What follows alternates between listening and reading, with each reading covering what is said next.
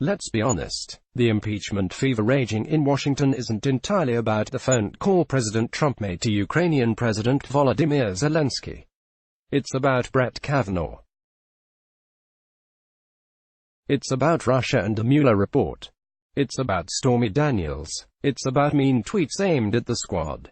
It's about Jared and Ivanka. It's about emoluments and golf. It's about election night 2016. And it's about a needed pressure release valve for Democrats.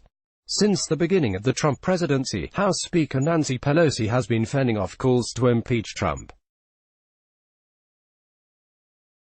The clamor started on the left fringe and quickly worked its way toward her inner circle, with committee chairs and her close friends in the conference publicly embracing impeachment in increasing numbers following the 2018 midterm.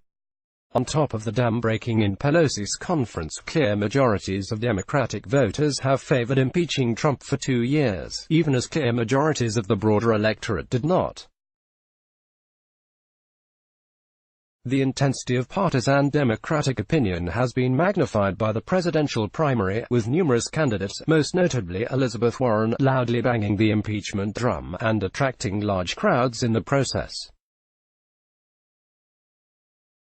Advertisement: most Democrats had hoped special counsel Robert S.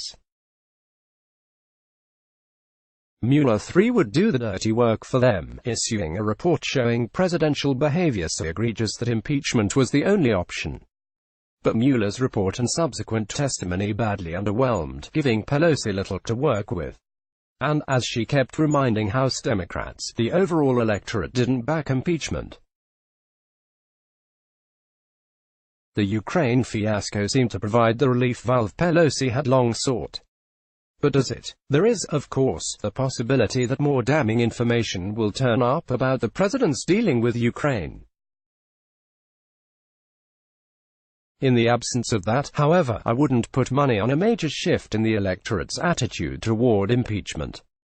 As political analyst Charlie Cook tweeted on Wednesday, "I was totally underwhelmed by the transcript. After the build-up, it was not much more inappropriate than we hear from him in a typical week. This will not move malleable voters in some ways, though. This impeachment mania has deeply satisfied partisans on both sides of the Trump divide.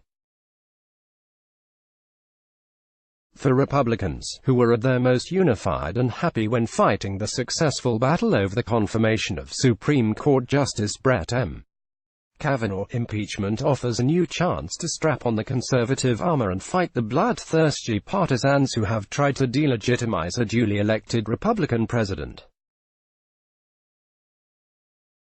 Advertisement for Democrats, who are perpetually unified in their loathing of Trump even as they face deep divides over the ideological direction of their party. Pelosi has finally handed him a back scratcher to use on an itchy spot that has been just out of reach during the last 2 years. To finally relieve that agitation feels good to those who have convinced themselves that Trump stole the 2016 election and subsequently 2 Supreme Court seats. In other words, we're right where we started, with everyone in the corners. 2 groups of Americans look at the same call, the same transcript, the same documents and the same punditry and walk away with vastly and diametrically opposed conclusions. But often these corners are without lamps, making them very dark. And when you retreat to a dark corner, you often fail to see the vulnerabilities in front of your face.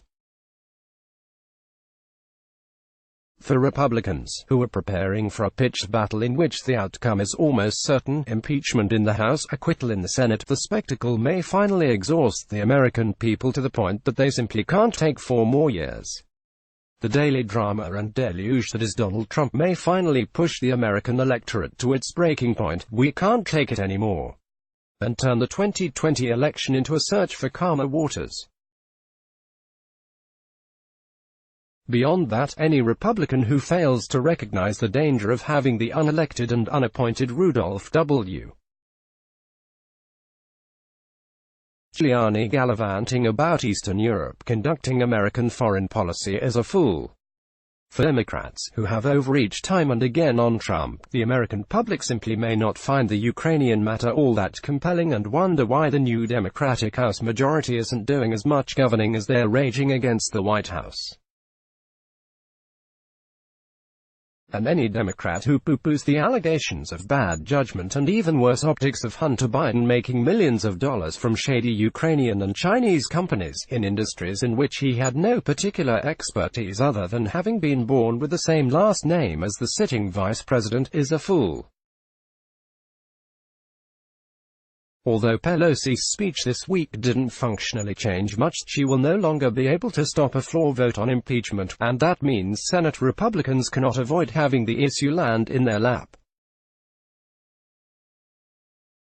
I doubt more than a handful of Democrats would vote against impeachment today, let alone in a few weeks when the articles finally hit the floor. Both parties are now in uncharted waters because of a presidency that itself long ago sailed off the edge of the map of the known political universe.